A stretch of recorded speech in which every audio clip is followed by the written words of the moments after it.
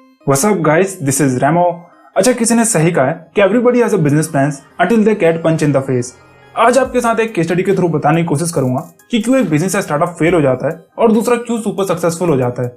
जरूरी नहीं कि आपके पास लाखों करोड़ों रुपए हो तभी आपका बिजनेस सक्सेसफुल होगा। जरूरी नहीं कि आपकी टीम एकदम बेस्ट हो। जरूरी नहीं कि आपका बिजनेस मॉडल एकदम परफेक्ट हो। या जरूरी नहीं कि आपका बिजनेस आइडिया एकदम धुआंधार हो। दुनिया में कई स्टार्टअप या बिजनेस आए जिनके पास ना तो अच्छे खासे पैसे थे, न ही उनके पास अच्छी टीम थी, न ही उनके पास अच्छा बिजनेस मॉडल था, पर फिर भी इन्होंने एक छोटे से बिजनेस से करोड़ों या अरबों का बिजनेस खड़ा कर दिया है। चाहे फिर बात हो अमेजॉन की, फेसबुक की, एयरबीएनबी की और पता नहीं कितने सारे बिजनेस हैं। तो आखिर क्या वो एक चीज है जिसकी वजह से एक छोटा सा बिजनेस भी देखते देखते पूरा एम्पायर बन जाता है। आखिर कुछ तो ऐसी चीज होगी ना जो कुछ एंटरप्रेन्योर समझ पा रहे हैं और गेम जीत जा रहे हैं और कुछ नहीं समझ पा रहे हैं। अच्छा, इनसे मिलिए। इन सर का नाम है बिल ग्रोस। इन्होंने पिछले 20 सालों में इन्होंने 100 से भी ज्यादा कंपनीज बनाई है, सिर्फ ये जानने के लिए कि एक स्टार्टअप या बिजनेस सक्सेसफुल क्यों होता है और दूसरा फेल क्यों होता है। और 20 साल बाद इन्होंने 5 चीज निकाली जिससे हर एंटरप्रेन्योर अपनी बिजनेस जर्नी में गुजरता है। सबसे पहले इन्हें लगा कि बिजनेस आइडिया सबसे जरूरी होता होगा एक बिजनेस के सक्सेस के पीछे, जो कि हम सबको ही लगता है। तो इन्होंने एक से बढ़ के एक आइडिया वाले स्टार्टअप्स बनाए कि अगर कोई आइडिया सुनेगा भी तो हर कोई यही कहेगा, अरे सर ये बिजनेस आइडिया तो जबरदस्त चलेगा। पर अफसोस रिजल्ट बिल्कुल अपोजिट हुआ। इनके बिजनेस पहले साल के अंदर बंद हो गए और जो कुछ बचे थे अगले साल में डूब गए। अच्छा, इन्हें लगा कि बिजनेस में आइडिया इतना जरूरी नहीं होता, शायद टीम अच्छी होनी जरूरी है। तो इन्होंने एक से बढ़ के एक बंदे लिए अपने टीम में, जैसे कि एमबी ग्रेजुएट्स हो गए, फिर दुनिया के बेस्ट कॉलेजेस के सॉफ्टवेयर इंजीनियर्स हो गए, बेस्ट कस्टमर सर्विस टीम बनाई, फिर मार्केट रिसर्च टीम भी बनाई, मतलब पूरा टॉप क्लास टीम बनाई। पर फिर भी इनके ज्यादातर बिजनेस फेल हो गए और कुछ ही ठीक ठाक चल पाए।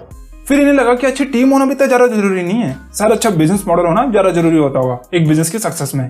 तो इन्होंने फिर से कई बिजनेस लॉन्च करे जहां पर इन्होंने एक से बढ़ के एक बिजनेस मॉडल बनाए कि कैसे हम यूनिक तरीके से पैसे कमाएंगे, क्या हमारी प्रोडक्ट की यूएसपी रहेगी, कैसे हम मार्केट में यूनिक बन के उतरेंगे और भी कई सारी चीजें। पर फिर भी अगेन इनके ज्यादातर बिजनेस फेल हो जाते हैं और ना के बराबर कुछ ही बिजनेस चल पाते हैं। इनको अभी तक समझ नहीं आ पा रहा था कि आखिर इनके बिजनेस चल क्यों नहीं पा रहे, जबकि इनके बिजनेस आइडिया इतने अच्छे थे, इनके पास बेस्ट टीम थी, इन्होंने एक से बढ़ के एक बिजनेस मॉडल ही बनाए थे। अच्छा, पर अभी भी इन्होंने हार नहीं मानी। फिर इन्होंने अपनी रिसर्च और आगे बढ़ाई। फिर इन्हें लगा कि शायद बिजनेस में पैसा सबसे ज्यादा जरूरी होता होगा, कि जितने ज्यादा पैसे होंगे उतने ही बिजनेस दौड़ता चला जाएगा। तो उन्होंने फिर से कई बिजनेस लॉन्च करे जिसमें कई इन्वेस्टर्स के पास गए कि भाई ज्यादा से ज्यादा हमारे बिजनेस में पैसा इन्वेस्ट करिए, हमारे पास अच्छी टीम है, हमारा बिजनेस आइडिया भी एकदम जबरदस्त है, हमारा बिजनेस मॉडल भी यूनिक है, बस अब फंडिंग की जरूरत है ताकि हम भी आगे जाके करोड़ों या अरबों का बिजनेस खड़ा कर पाए। पर फिर वही अगेन इनके ज्यादातर बिजनेस डूब जाते हैं और साथ में इन्वेस्टर के पैसे तो डूबते ही हैं। पर अभी भाई हमारे रुकते नहीं है। फिर इन्हें लगता है कि शायद टाइमिंग सबसे ज्यादा जरूरी होती होगी एक बिजनेस की सक्सेस में, कि किस टाइम आप अपने बिजनेस या स्टार्टअप को लॉन्च कर रहे हो, यानी जल्दी या लेट। जल्दी आने की अभी मार्केट या कस्टमर आपके प्रोडक्ट के लिए रेडी है भी या नहीं, या पहले आपको उनके लिए एक नीड क्रिएट करनी होगी। और लेट यानी कि पहले से ही मार्केट में कई बिजनेस आ चुके हैं जो आपकी जैसी सर्विस ऑलरेडी दे रहे हैं। अच्छा, जब इनके पास ये 5 फैक्टर आ गए थे तो इन्होंने अपने बिजनेस जो कि बुरी तरीके से फेल हो गए थे उन्हें कंपेयर करा उनसे जो कि मार्केट में बहुत अच्छा कर रहे थे और सक्सेसफुल हो गए थे, जैसे कि यूट्यूब हो गया, एयरबीएनबी हो गया, लिंक्डइन, इंस्टाग्राम, यूबर हो गया और भी कई सारे। इन्होंने देखा कि इनसे अच्छी खासी टीम हमारे पास थी, फंडिंग हमारे पास अच्छी थी, हमारे बिजनेस आइडिया भी अच्छे थे, पर फिर भी हमारे इतने सारे बिजनेस क्यों फेल हो गए। और फाइनली लास्ट में इन्हें पता चला कि क्यों एक बिजनेस या स्टार्टअप फेल हो जाता है और दूसरा सक्सेसफुल। इन्होंने अपने सारे बिजनेस की लिस्ट निकाली जो भी इन्होंने 20 साल की जर्नी में करे थे, और जो भी उनमें से कुछ बिजनेस अच्छे चल पाए थे इन्होंने उनमें देखा कि उनकी टाइमिंग एकदम बढ़िया थी, यानी कि उस टाइम कस्टमर को या मार्केट को उस प्रोडक्ट की या सर्विस की नीड थी। फिर दूसरे नंबर पे इन्होंने देखा कि टीम या एजुकेशन सबसे ज्यादा जरूरी है, कि टीम ने कैसे कस्टमर्स को हैंडल करा और कैसे उन्हें सेटिस्फाई किया। फिर तीसरे नंबर पर आइडिया। अब आपको लग रहा होगा कि आइडिया तो सबसे ज्यादा जरूरी है, इसका जवाब आपको थोड़ी सी देर में मिलेगा एग्जाम्पल के साथ। फिर इन्होंने देखा कि अगले नंबर पे सबसे जरूरी है बिजनेस मॉडल। ज्यादातर बिजनेस जो कि सक्सेसफुल होते हैं 80% उनमें से बिना किसी बिजनेस मॉडल के या रेवेन्यू मॉडल के स्टार्ट हुए होते हैं। आप यूट्यूब को ले लो, यूट्यूब इसलिए बना था ताकि लोग सिर्फ वीडियो को शेयर कर सकें। किसी को नहीं पता था कि आने वाले टाइम में YouTube billions of dollar generate करेगा। वैसे ही फेसबुक सिर्फ लोगों के साथ ऑनलाइन कनेक्टेड होने के लिए बना था, पर आज बिलियंस ऑफ डॉलर जनरेट कर रहा है अपने बिजनेस मॉडल के थ्रू। और लास्ट में सबसे जरूरी होती है फंडिंग।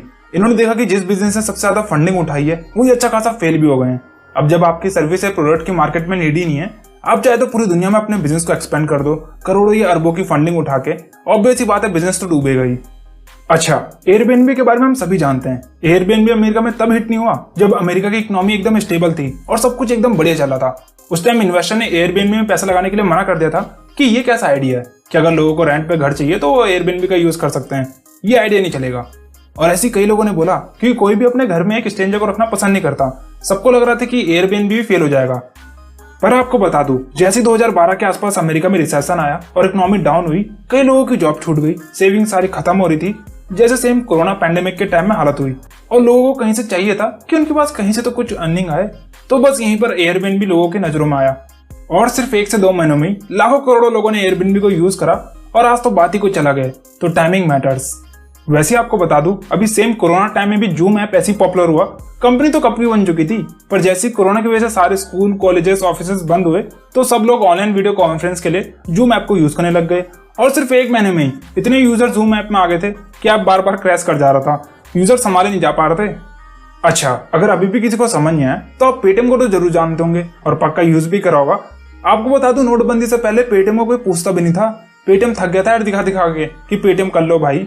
उस टाइम कोई ऑनलाइन ट्रांजैक्शन पे भरोसा ही नहीं करता था। पर जैसे ही नोटबंदी हुई, आपको बता दूं, उसके अगले दिन ही आधा भारत पेटीएम में आ गया था। सबको ऑनलाइन ट्रांजैक्शन पे भरोसा होने लग गया था। इतने लोग आ गए थे, अगेन पेटीएम भी बार बार क्रैश कर जा रहा था। कस्टमर इतने ज्यादा हो गए थे कि संभाल नहीं जा पा रहे थे इनसे। तो लास्ट में समरी देखे तो हाँ, फंडिंग जरूरी है, बिजनेस मॉडल भी जरूरी है, अच्छा बिजनेस आइडिया भी होना जरूरी है, अच्छी टीम होना भी जरूरी है, पर जो सबसे इंपॉर्टेंट चीज है एक बिजनेस को सक्सेसफुल होने के लिए, वो है टाइमिंग। और बेस्ट टाइमिंग कैसे पता करें? बस आपको ये देखना कि कस्टमर रेडी है उसके लिए, जो भी सर्विस या प्रोडक्ट आप ऑफर कर रहे हैं। जिसको ये पता चल गया वो गेम जीत गया। तो अगर आपको ये वीडियो अच्छी लगी तो आप लाइक वगैरह कर सकते हैं, यूट्यूब खुश हो जाता है इन सब चीजों से। और ऐसी कंटेंट और चाहिए तो कमेंट सेक्शन में जरूर बताना।